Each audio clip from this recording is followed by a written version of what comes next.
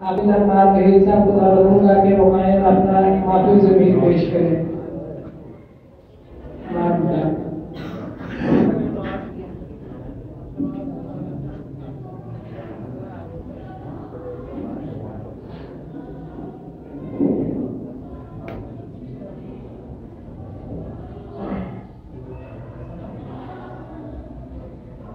نحمده ونصلي على رسوله الكريم أما بعد فأعوذ بالله من الشيطان الرجيم بسم الله الرحمن الرحيم وإنك لعلى خلق عظيم.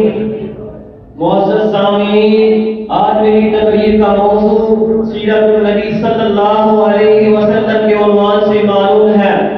میرے آقا سید الانبیاء خاتم الانبیاء سرتاج المرسلین محبوب العالمین امام الاولین والآخرین رحمت للعالمین جناب محمد رسول اللہ صلی اللہ علیہ وسلم جو اس دنیا میں انسانوں میں سب سے زیادہ افضل بھی ہے، اکمل بھی ہے، اعلیٰ بھی ہے، بالا بھی ہے، خادم بھی ہے، عاقب بھی ہے. شمع فلک کے پروانوں میرے محبوب کی تعریف ملائکہ نے کی، جنات نے کی، اشقیاء نے کی، اتقیاء نے کی، علماء نے کی، خطباء نے کی، اپنوں نے کی، یاروں نے کی، عرب والوں نے کی. لیکن سب آخر میں یہ کہنے میں مجبور ہو گئے جس کی طاقت ہے کہ مدد میں زبانوں کو کھول سکے. جب خدا خود ہو سنا ہوا ان کا قرآن کہتا ہے آپ مصطفیٰ ہیں.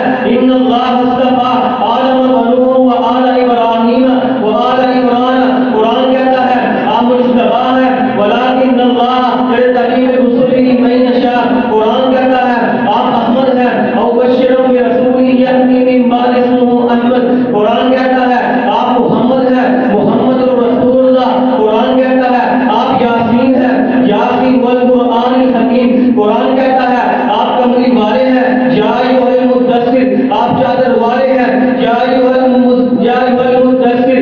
آپ نعمت شان والے ہیں ورفعنا لک ذکرک. آپ سب سے خلق عظیم ہیں وانک لعلی خلق عظیم. آپ خاتم النبیین ہیں ولکن رسول اللہ خاتم النبیین. سن لیجیے، اگر تم ارادہ رکھتے ہو جنت کی تمامی کا تو گلے میں گھٹنا